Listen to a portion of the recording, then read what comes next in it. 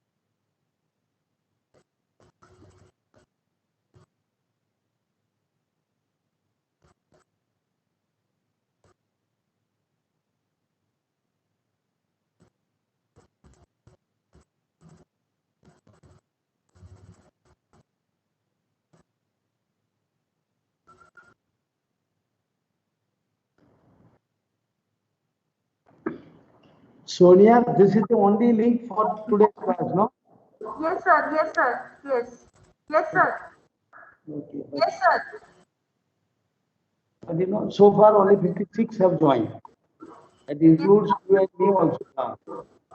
Sir actually आज अन्नपूर्णा से join नहीं हो पा रही थी, वो ओपन नहीं कर पा रही थी प्रीवियस लिंक, तो she requested me to create a new link.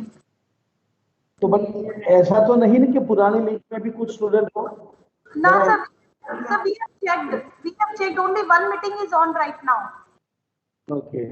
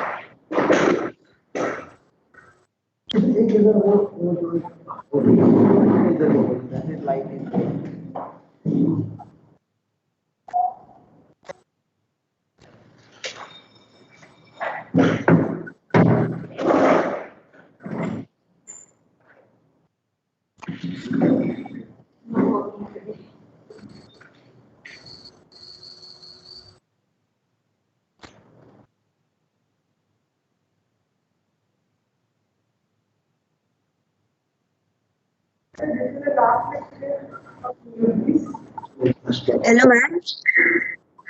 Ma'am Annapurna ma'am ने अभी मेल पे एक लिंक सेंड की है. There is one link which is sent even on the WhatsApp group we have sent. Kindly join through that. Okay ma'am. Some issue is अभी भी देखो वाले देख वो लिंक इनएक्टिव नहीं हो सकती है. प्रीवियस लिंक इनएक्टिव नहीं कर सकती. नहीं सर, क्योंकि मेरा अभी लॉग इन ही नहीं हो रहा है। तो दूसरा प्लेटफॉर्म ले लो ना, तो तुम बहुत मेरे पास आईडी एक्सेस के बिना नहीं हो सकता है। Access is not supported. But I think एक दो दिन लैपटॉप नहीं काम होता ना, मैं लैपटॉप दूसरा दूंगा। आईडी और उसकी क्या बात है?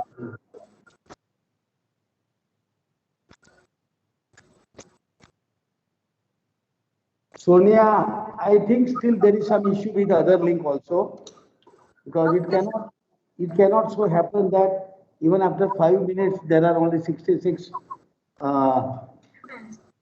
total number of people present. So let me see in the other meeting. If I found, I can send the message. And if you can delete it, deactivate it, तो उसको deactivate कर दो। Sir वो जो meeting organise करता है ना sir, वही डिलीट कर सकता है। That is a limitation sir. So that Annapurna can only delete with their login credentials.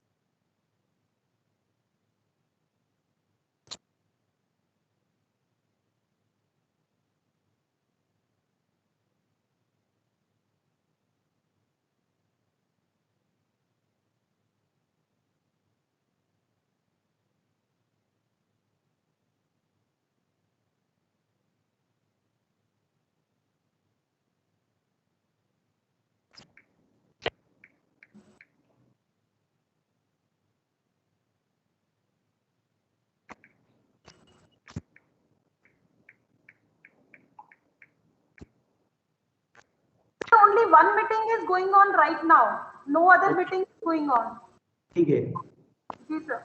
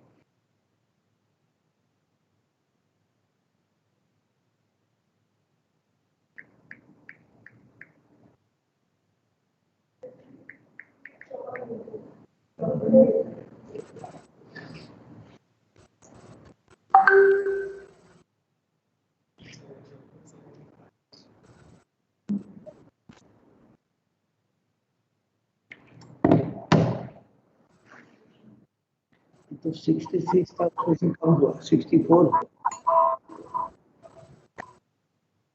Sir मैंने पहले लेक्चर में 72 पे 75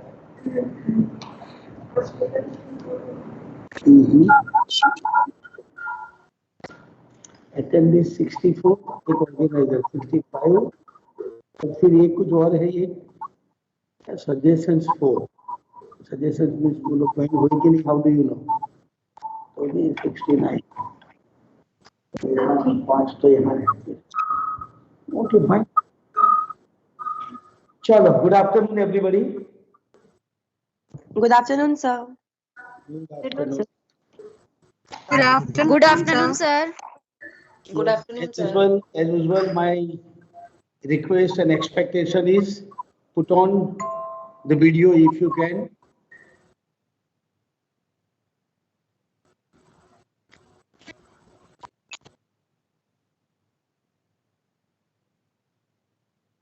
वीडियो चालू करो।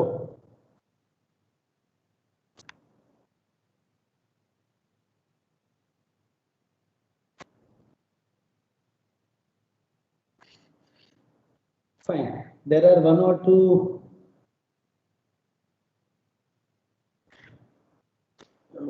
piece of information that I want to share with you. Number one, your mid-semester examination will be on next Friday. That is on 5th of February. 5th February will be your mid-semester examination for this course.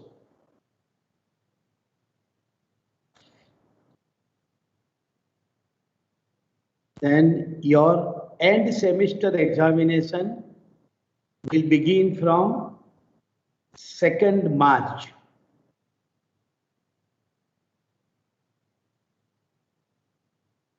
and semester examination will begin from 2nd March. The detailed schedule will be posted in a day or so. So through your login credentials, you will be able to see that detailed schedule. Means on 2nd, which paper, which time, on 3rd, 4th, 5th, and so on. So that schedule also will be posted maybe by tomorrow or day after.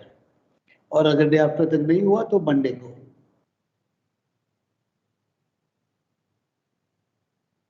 Then those students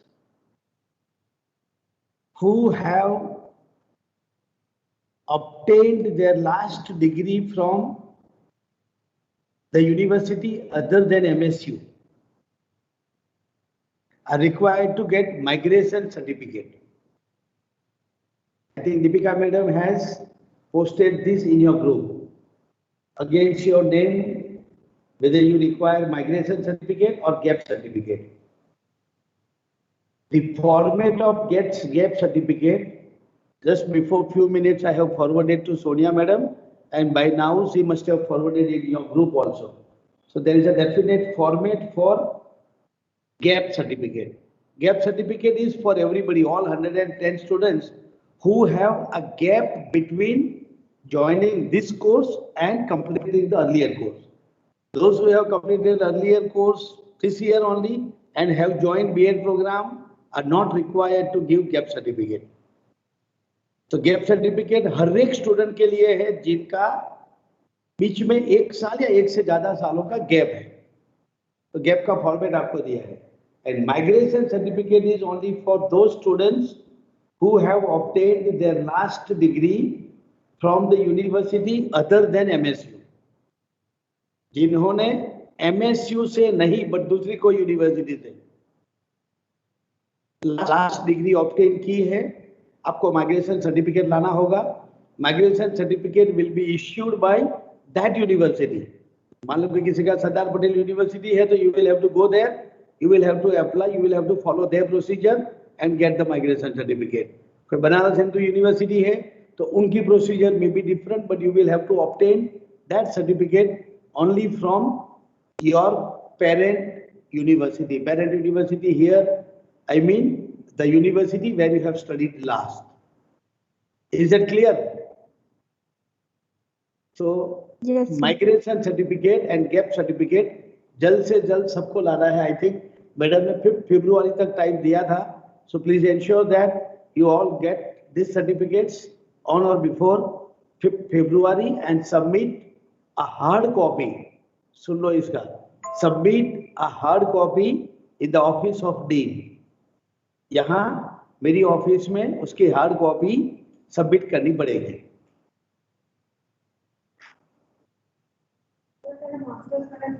लेकिन फिर भी मेरा gap था. That we will discuss. अगर जैसे कि ये हमारी हेतल बोलती है कि मास्टर अभी ही कंप्लीट किया है फिर भी गैप दिखाता है, तो बोला that we will discuss, we will find out.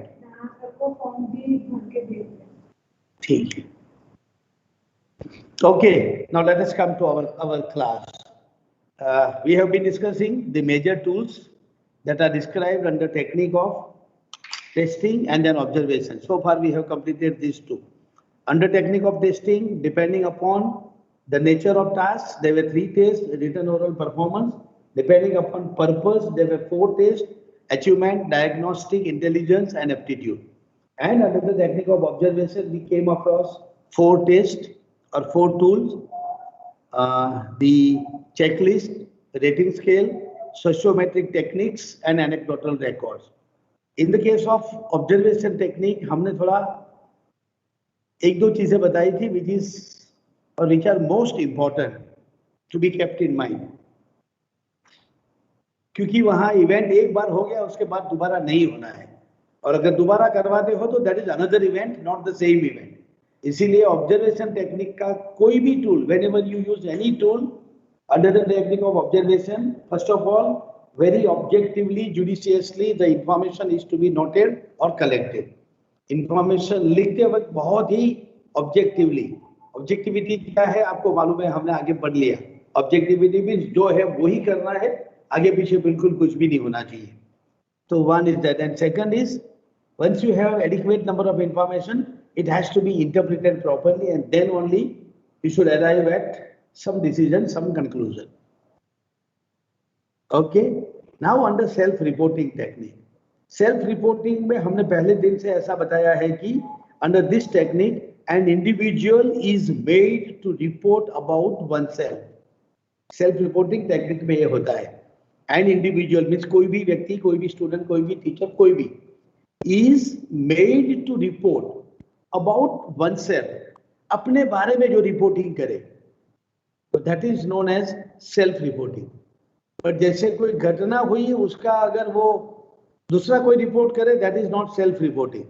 ठीक है, जैसे 26 जनवरी को दिल्ली में जो हुआ उसमें हमारी अंजना ओम कश्यप रिपोर्ट करे या कोई भी रिपोर्ट करे, that is not self-reporting, but that is reported by somebody else, not the self. तो self-reporting का मतलब ये होता है कि अपने बारे में और खुद बताए, तो that is self-reporting technique. अब self-reporting में खास करके ऐसा होता है, we are interested in knowing the opinion or suggestion of an individual.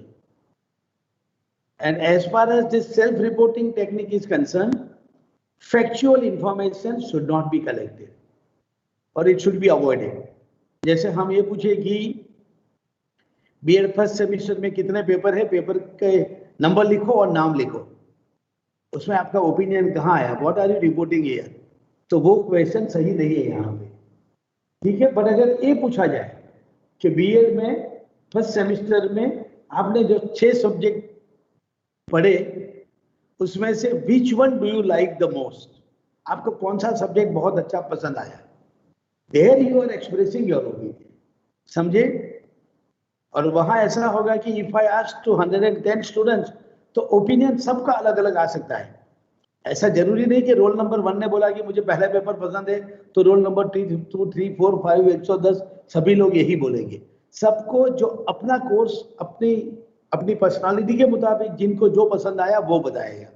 फिर मान लो कि मैं आगे भी पूछूं कि आपको क्यों ये पसंद आया है, why did you like this course, तो भी आप अपना रीजन बताओगे ना. मान लो कि 110 में से 50 स्टूडेंट ऐसा है जिन्होंने असेसमेंट फॉर लर्निंग पसंद किया कि हमको ये पसंद है, बट वो 50 को when it is asked what is the reason may be different.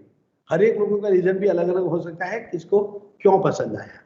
ठीक है, सिमिलरली ये भी पूछा जा सकता है कि ये जो बीएड फर्स्ट सेमेस्टर में जितने टीचर्स ने आपको पढ़ाया, कौन से टीचर का टीचिंग आपको सबसे अच्छा लगा. तो see when this is asked you are expressing your opinion.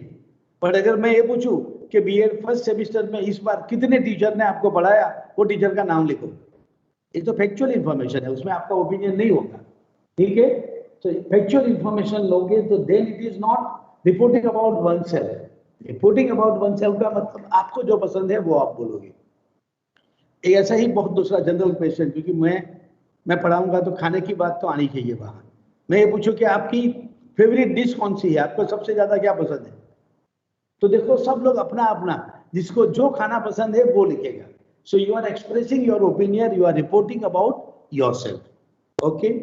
Now with this understanding, under this self-reporting, there are 2 major tools. Tool number 1 is interview. Now interview is a face-to-face situation. Interview में ऐसा होता है, आमने सामने बैठना होता है, face to face. Of course आजकल ऑनलाइन भी होता है, बट ऑनलाइन भी आमने सामने ही होता है. हम टेक्नोलॉजी की मदद से आमने सामने होते हैं. But interview then is a face-to-face situation where or in which normally there is one interviewee and one interviewer. एक इंटरव्यू लेने वाला और एक इंटरव्यू देने वाला, मीन्स एक प्रश्न पूछने वाला और एक प्रश्नों के जवाब देने वाला, 2 लोग होते हैं. नॉमिना क्या हुआ भाई, कोई आवाज आई पीछे से?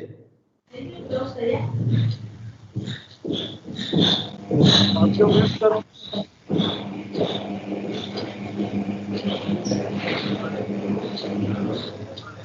Somebody who has joined from this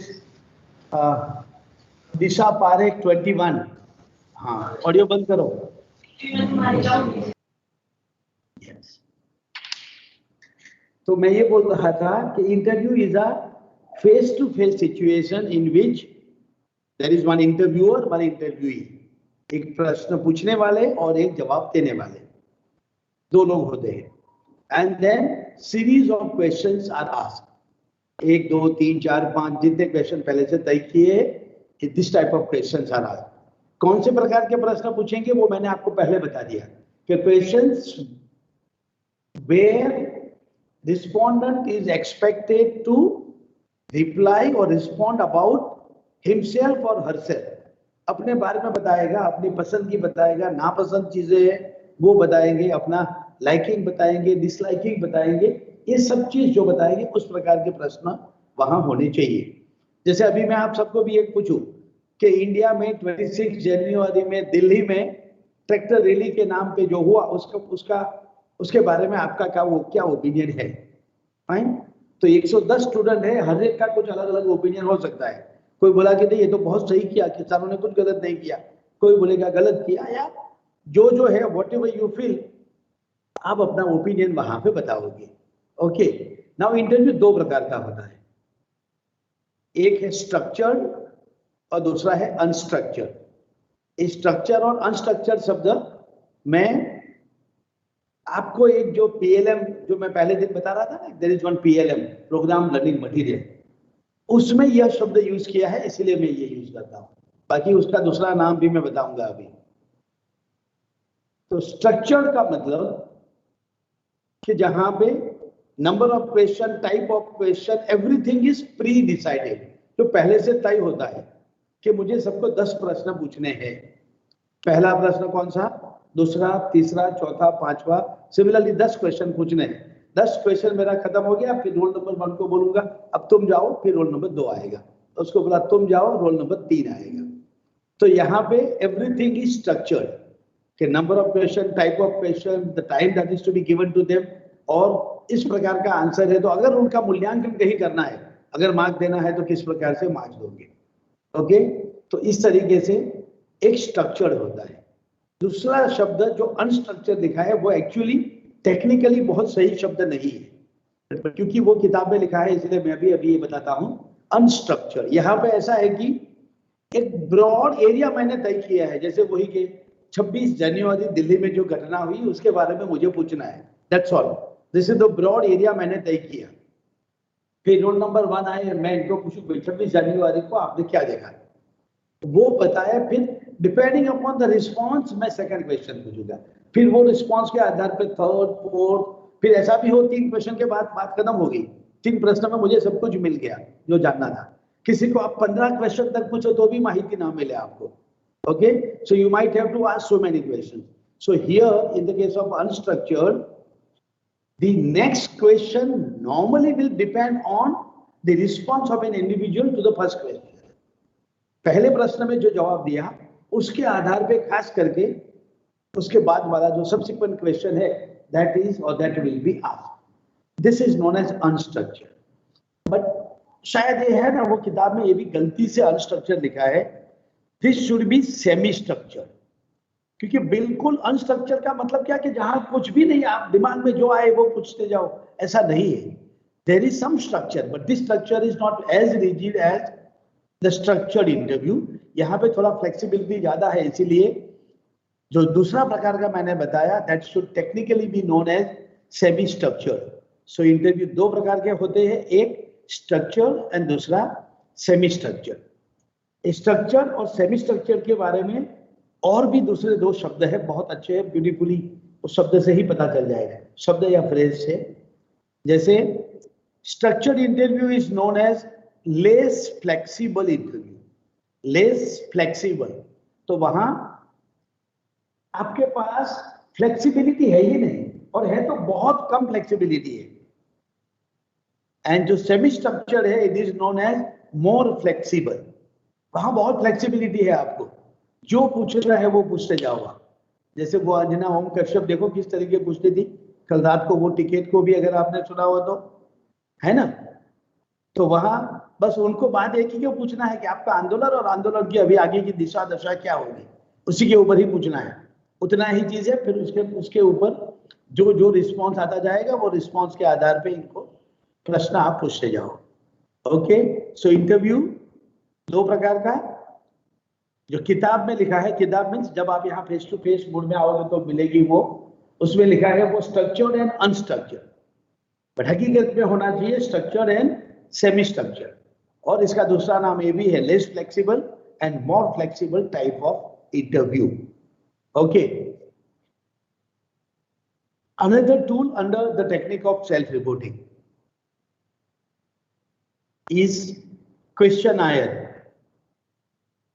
Question, and then another N, AIRE, questionnaire.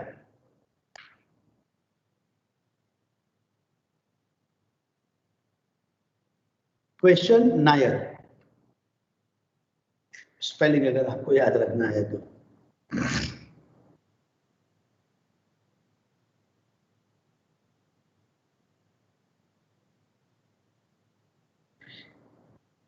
Gujarati में इसका नाम है प्रश्नोत्तरी।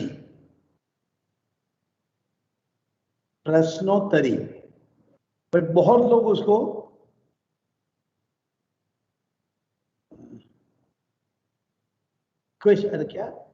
क्वेश्चनरी बोलते हैं। नहीं, आई डोंट नो, भूल गया मैं कुछ, चलो छोड़ दो। प्रश्नावली, नहीं, प्रश्नावली इज अलग है, चलो फिर भी प्रश्न उसको गलत बोलते हैं, तो वो गलत शब्द बोलता है तो वो मेरे दिमाग से अभी स्किप हो गया।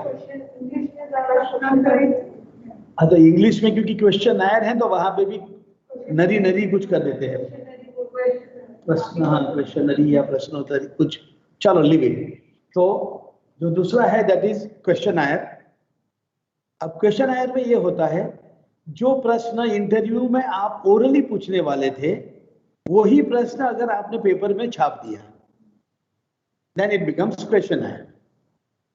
Okay, so here the question which otherwise you would have asked orally are printed here, और printed question में उनको जवाब देना है। पर यहाँ पे भी please remember, questions related to factual information should be avoided, should not be asked. जो बिल्कुल फैक्चुअल इंफॉर्मेशन है, जो हमको कहीं और से मिल सकती है, वो इंफॉर्मेशन हम क्वेश्चन आयर के थ्रू नहीं पूछेंगे।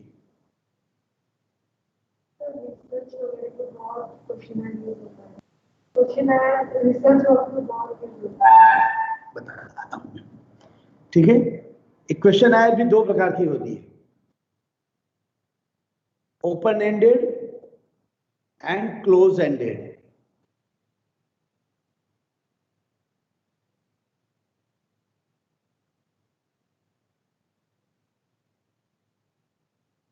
क्लोज एंडेड का मतलब कि वहां प्रश्न पूछा गया है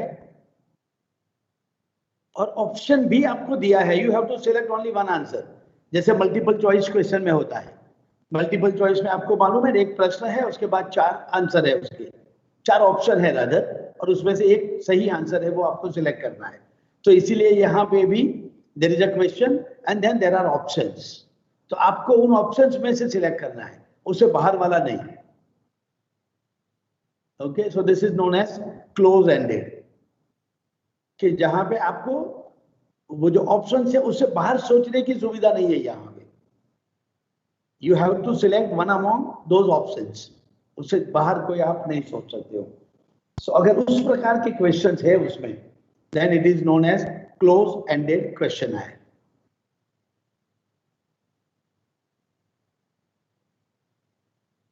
और दूसरा कि जहां पे बस एक ब्रॉड क्वेश्चन है, आप अपने जो आपके आइडियाज है लिखते जाओ लिखते जाओ लिखते जाओ, so that is known as open ended question और ओपन एंडेड क्वेश्चन है।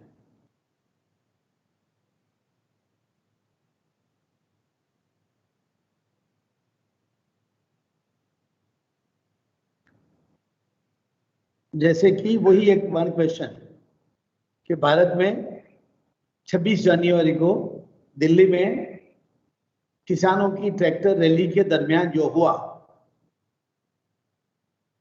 उसके संदर्भ में अपनी राय लिखो, खत्म हो गया। एक ही क्वेश्चन है, कुछ ये नहीं पूछा कि आपको किसके बारे में लिखना है, जो हुआ उसके बारे में whatever you think you keep on writing. So अगर इस प्रकार के प्रश्न है तो इसको this is known as open ended question है। Normally in real life situation हमारे जो भी स्टूडेंट पीएचडी करते हैं उसमें ऐसा होता है कि there is combination of both. कुछ क्वेश्चंस ओपन एंडेड होते हैं, कुछ क्लोज एंडेड होते हैं।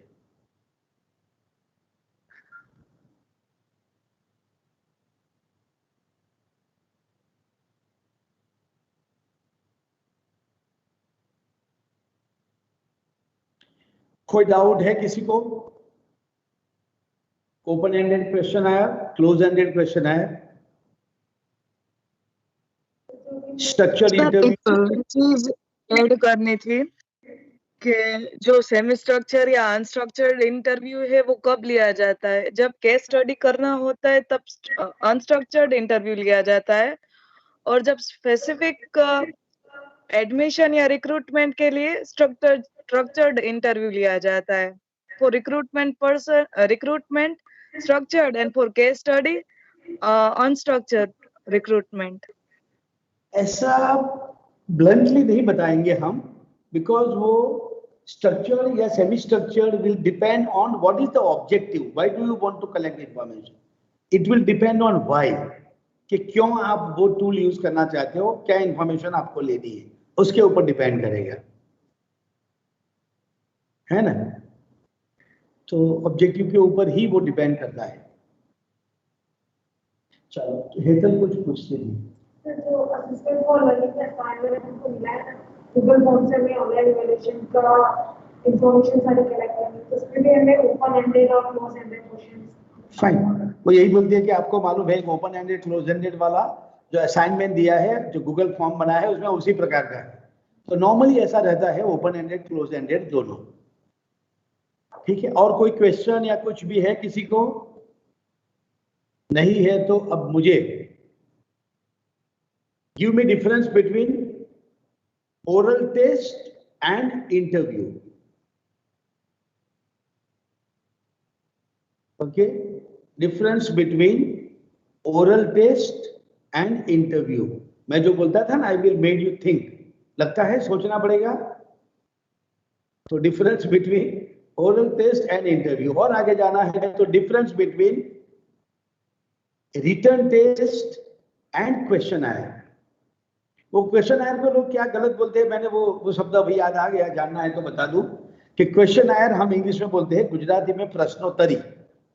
तो वो गुजराती वाला जो तरी है ना लास्ट में, यहाँ क्वेश्चन आयर के पीछे लगा देते हैं, and instead of calling it as questionnaire they call it as questionary, क्योंकि वहां प्रश्नोत्तरी बोलते हैं, तो यहाँ they call it as questionary, but questionary is a wrong pronunciation, questionnaire is the right pronunciation। and चलो वो जाने दो। मुझे ये बता दो difference between oral test and interview. Sir ऐसा बोल सकते हैं कि जो इंटरव्यू में हम लोग जो सब्जेक्ट नॉलेज है उसके रिलेटेड हम लोग क्वेश्चंस नहीं रखेंगे, मींस वो एक पर्सनालिटी टेस्ट या फिर कुछ अदर पर्पस के लिए होता है, वो ऑब्जेक्टिव डिफरेंट हो सकते हैं। बट सर जो रिटन टेस्ट होता है, लाइक हम स्कूल में जो कंडक्ट करते हैं, वो basically to know content area assess, वो सब के लिए हम ज्यादा एक्सटेंसिवली यूज करते हैं रिटन टेस्ट। आपने अभी किसका मुझे जवाब दिया? Sir written test and questionnaire, इसका डिफरेंस। ठीक है,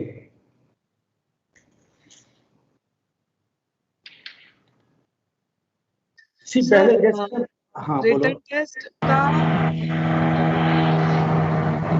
रिजल्ट बना कर देंगे उनको, बट क्वेश्चनर का हम रिजल्ट बना के उन लोगों को नहीं देंगे। We will do it for ourselves। Questionnaire हम अपने रिसर्च के लिए आगे लेके जाएंगे। ओके, चलो फाइन। और सेम ये चीज ओरल टेस्ट और इंटरव्यू के लिए है। पहले हम एक let us discuss only one, written test and questionnaire, fine. उसके बाद वहां जाएंगे, एग्जैक्टली सेम है, तो एक की ही बात करें हम, रिटन टेस्ट एंड क्वेश्चन आयर। ठीक है, जैसे आप लोगों ने बताया वैसे तो सही है कि written test is conducted in order to find out learning of students in particular content area. मैं हर रोज बोलता हूं कि जब आप डिफरेंस बोलो तो पहले उसका कंसेप्चुअलाइज, जो कंसेप्ट है ना उसके बारे में बता दो. तो रिटन टेस्ट का कंसेप्ट यही है ना कि यहाँ पे it is conducted in order to find out learning और अंडरस्टैंडिंग और achievement of students in a given content. Okay, where यहाँ पे क्या करेंगे, questionnaire is administered in order to know the opinion or suggestion of an individual on some topic, या on some event बोलो, topic बोलो, कुछ भी. But यहाँ पे instead of knowing their understanding and achievement, here we are interested in knowing the क्या their opinion or suggestion. Okay. So इसके बाद जो फॉलो करेगा वो रिटन टेस्ट में ऐसा होगा, the answer can be either correct or incorrect. I wanted you to think on this line. समझे? वहां ऐसा नहीं कि जिसने जो आंसर लिखा सब कुछ सही मान लेंगे रिटन टेस्ट में, क्योंकि it is based on a content. तो answer can be either correct or incorrect. Whereas in the case of questionnaire, there is nothing like correct or incorrect answer. जो बताया सब कुछ आपका ओपिनियन है और आपका सजेशन है. तो यहाँ पे वो करेक्ट इनकरेक्ट नहीं होता है. सेम चीज you can think now in terms of oral and interview.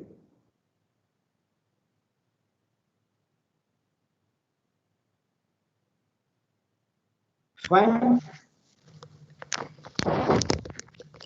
So oral is for the particular the student is knowing or the person is knowing about that particular, he wants to say to the person who is asking the question, he wants to make him know that I know that particular question.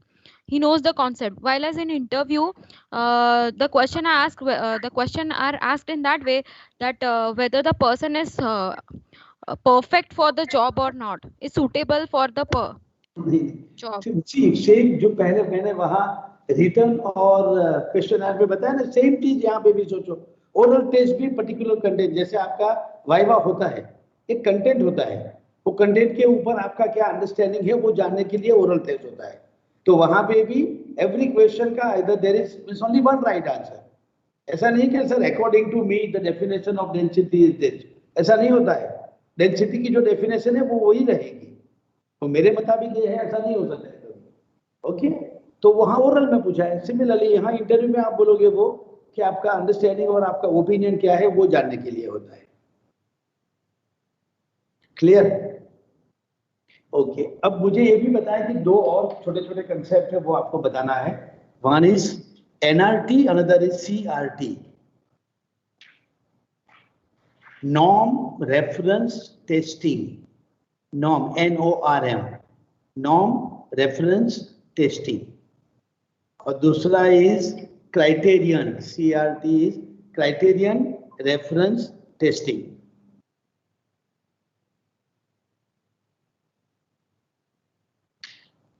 So this is in general related to testing. फिर आप technique कोई भी use करो, testing technique करो, observation लगा दो, या अगर वो वाली टेक्निक भी लगा लो, सेल्फ रिपोर्टिंग वाली तो नहीं होगी, बट टेस्टिंग या ऑब्जर्वेशन टेक्निक कोई भी जब आप टेक्निक लगाया है, उसके बाद जो रिजल्ट आता है वो रिजल्ट को आप किस संदर्भ में, किस रेफरेंस में you will want to analyse. तो रेफरेंस दो हो सकते हैं, one could be norms and another could be criterion. Okay, अगर एक है तो इट इज क्राइटेरियन, एक से ज्यादा है तो क्राइटेरिया. क्राइटेरियाज नहीं होता है फिर. हाँ, क्राइटेरिया के बाद ऐसे नहीं होता फिर. तो बहुत लोग बोलेंगे क्राइटेरियाज, डेटाज. डेटा भी एक प्लूरल है, डेटाज नहीं होता है कभी. डेटा का सिंगुलर क्या होता है? इंग्लिश क्लास शुरू हुई. वेरी गुड, डेटम होता है. हाँ, तो बट आपने फिर भी बहुत लोगों को सुना होगा बोलेंगे डेटाज. डेटाज नहीं होता। सिमिलरली यहाँ पे भी क्राइटेरियाज कभी नहीं होता, इट इज आइदर क्राइटेरियन और क्राइटेरिया। फाइन। अब जैसे कि हमारा ये जो कोर्स है वो असेसमेंट फॉर लर्निंग, हर एक यूनिट खत्म होने के बाद हम लोग एक क्लास टेस्ट लेते थे। इस बार तो ऑनलाइन के कारण हमने नहीं लिया है कि 25 मार्क का एक क्लास टेस्ट हुआ करता था। 25 में से हम लोगों ने जो तय किया था वो कि 25 में से मिनिमम 15 मार्क आने चाहिए, तब हम आपको पास बोलेंगे। 25 में से 15। Okay, now that was our criteria. Okay, तो जो भी रिजल्ट आया आपका टेस्ट, क्लास टेस्ट लेने के बाद, वो रिजल्ट को मैं इस संदर्भ में इंटरप्रेट करूं। The criteria decided by me, or criteria decided by the Department of Education, criteria decided by the Faculty of Education and Psychology, or criteria for B.Ed program, whatever it is. तो हमने जो criteria वहां तय किया उसमें ऐसा था, the result is to be interpreted in terms of कि minimum 15 out of 25, और जिनको 15 से कम आया उनको उस दिन शाम को 5 बजे के बाद सबको मैं बिठाता था। 25 में से 15 से कम मार्क जिनको आया वो सबको, और उनके साथ फिर वही सेल्फ रिपोर्टिंग करके उनके साथ डिस्कस करता था कि क्यों कम आया। तो कुछ स्टूडेंट अपने आप ही बोल देते थे, मरियम, कि सर मैंने मेहनत नहीं की थी, अब मैं एक एक डेफिनेशन 25 बार लिख के लाऊंगी। वो खुद ही बोल देगी, समझे। रेमिडियल तो हमें सोचना भी नहीं पड़ता था, बहुत बार ऐसा होता था, क्योंकि स्टूडेंट को भी पता चला कि ऐसा नॉर्मली हायर एजुकेशन लेवल पे नहीं होता है। तो पढ़ाए, उसके बाद क्लास टेस्ट हो, और फिर जिन बच्चों के कम मार्क्स आए उनके साथ बैठे। फिर हम नॉर्मली वहां रेमिडिएशन में ऐसा करते थे कि जिनको 25 में से 24 और 25 मार्क आया, मीन्स बिल्कुल टॉप लेवल वाले, एंड जिनको वॉलेंटियर करने की इच्छा है कि सर हम इनको पढ़ाएंगे, तो उनके लिए हम अलग क्लास लगवाते थे कि जिनको 24-25 मार्क आया, they will voluntarily teach to this group who scored less than 15 marks out of 25. So this entire thing is known as criterion reference testing. हमने जो क्राइटेरिया तय किया था उसके रेफरेंस में हमने उनकी वो टेस्टिंग करी। उसके अगेंस्ट में होता है नॉर्म रेफरेंस। नाउ नॉर्म्स का एक सिंपल मतलब ये होता है यहाँ असेसमेंट में कि it is the average of larger group of students. Norms का मतलब कि average performance of larger group of students. ठीक है, तो जैसे कि हमने देखो वो 10th 12th की पब्लिक एग्जाम में तय कर लिया 70% एंड मोर इज डिस्टिंक्शन, हुआ ना। 70 एंड मोर आया तो बोला दिस इज, उसका इंटरप्रिटेशन हम किस तरीके से करेंगे, तो कि दिस स्टूडेंट हैज और is a student of distinction level. Okay, 61 to 70 आया, उनको हम बोलेंगे ये फर्स्ट क्लास वाले स्टूडेंट, फिर सेकंड क्लास, फर्स्ट क्लास और अगले साल। ओके, तो these are known as norms. बहुत लार्जर ग्रुप के एवरेज परफॉर्मेंस के साथ जिनका आप कंपेयर करो, तो this is known as norm reference testing.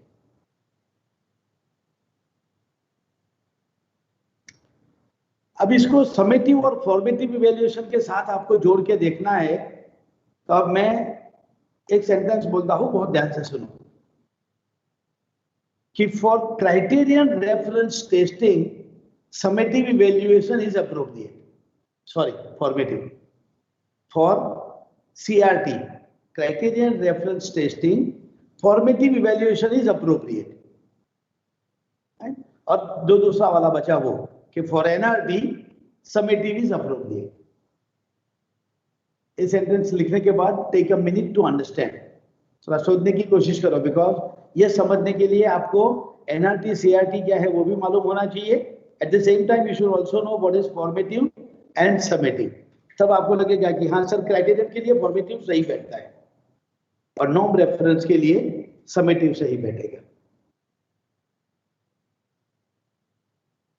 Okay, so with this, ये जो हमारा यूनिट चल रहा था उसका नंबर कौन सा है मुझे नहीं मालूम, दूसरा या तीसरा, 3rd नंबर का यूनिट खत्म हो गया। अब इसमें कोई भी डाउट किसी को है तो आप अभी पूछ सकते हो, नहीं तो नेक्स्ट क्लास से 4th पीरियड शुरू होगा।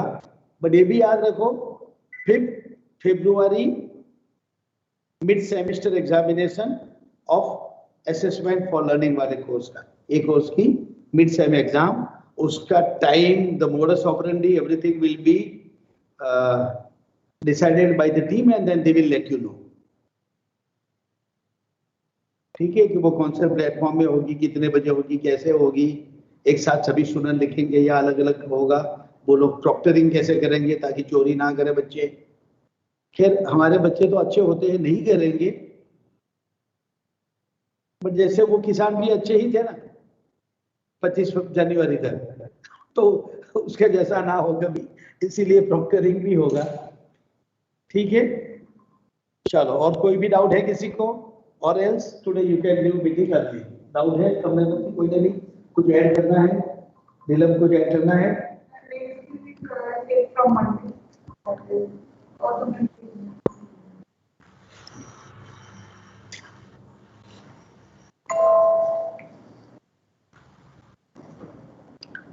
कोई भी डाउट है किसी को?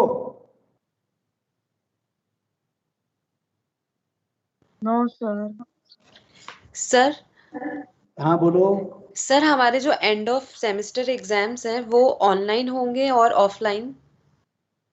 आज तक means if I have to answer considering today's situation, it will be online. It will be conducted by computer center department. वहाँ पे आपको आपका यूजर आईडी पासवर्ड मिलेगा, उसके थ्रू आप लॉगिन करोगे इनकॉग्निटो मोड में। इनकॉग्निटो मोड क्या है वो सब हम उससे पहले एक बार थोड़ा एक सेशन आपके साथ ले लेंगे। फिर एवरी 50 स्टूडेंट के लिए एक वर्चुअल इन्विजिलेशन होगा। Then there is a central squad also, जो भी देखेगा कौन सा स्टूडेंट क्या कर रहा है वो। उसके बाद आपकी every activity will be recorded and जितने नंबर ऑफ क्वेश्चंस है, नंबर ऑफ क्वेश्चंस +2, मान लो कि 35 क्वेश्चन आपको आंसर करना है तो minimum 37 photographs will be taken by the system. और आपको ये पता नहीं चल, आप means you will not know when the system takes your photograph. तो हमारे पास हर एक स्टूडेंट के वो फोटोग्राफ भी होगा। Then there is a team, ये टीम है पूरी, टीम ऑफ 50 टीचर्स, वो एक एक स्टूडेंट के फोटोग्राफ बहुत केयरफुली देखते हैं। और अगर कहीं पे भी लगा कि ये गड़बड़ किया था तो उसको बाहर, सिस्टम से बाहर, उनको लिए एक अलग ट्रीटमेंट। तो वो सब कुछ होगा। तो considering the situation of today, the answer is कि इट विल बी ऑनलाइन। अब मान लो कि पूरा फरवरी में अगर सिचुएशन बदल जाती है तो हम भी शायद बदले उसको। Okay sir, thank you sir. Hello. और कोई? Hello. हाँ जी। Good afternoon, sir. Good Sir, I afternoon. have a doubt regarding our assignment. जिसका सबमिशन कल है sir. Ma'am, where do I am sorry, now to continue. हाँ। Okay, ma'am, where do we have to submit our assignment? On Sir, Teams may I itself? answer? I have given a code and the Google Classroom link also in your group, so you can add yourself by clicking on that link or adding that code in. Could you get the satisfactory answer? या Sonia madam और बोले वो यहाँ group में है तो। Hello. Hello, sorry, but ma'am, voice आपका बहुत disconnect हो रहा है। इस बहुत डिस्टर्ब से, एक मिनट रुको, ले ले नीलम, इसको वहाँ ले ले।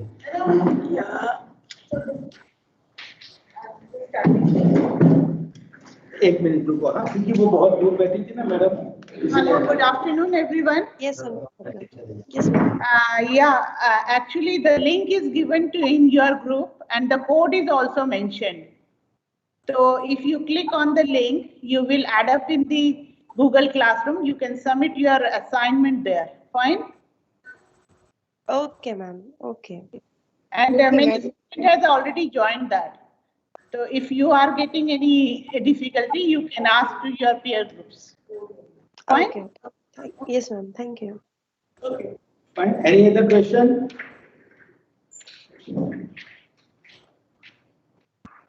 नहीं है तो good luck for your assignment. And see assignment, एक चीज और मैं बता दूं, अभी तो कल सबमिट करना है। You have 24 hours time with you. Assignment भी एक तरीके का असेसमेंट ही होता है, बट वहां पे आपको क्रिएटिविटी मैनिफेस्ट करने का लॉट ऑफ स्कोप रहता है। फाइन, तो you can very creatively prepare and submit your assignment. यहाँ अभी एक कमरे में पाठक साहब भी बैठे हैं, क्रिएटिविटी उनका बहुत प्रिय सब्जेक्ट है, उनका पीएचडी भी क्रिएटिविटी के ऊपर ही है, तो he can throw more light.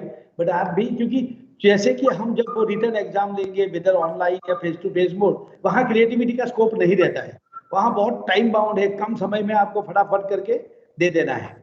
यहाँ पे you are given lot of time, lot of freedom, you can refer any material, you can refer any book, Google गुरु से लो या कहीं और से भी लो, सब कुछ करके very creatively you should prepare your assignment. तो एक चीज ये ख्याल रखना, okay? Yes, sir. Anybody wants to ask anything? Fine, then now we can leave the meeting. Thank you all. Thank you very much. Thank you, sir. Thank you. Thank you, sir. Thank you, sir. Thank you, sir. Thank you, sir.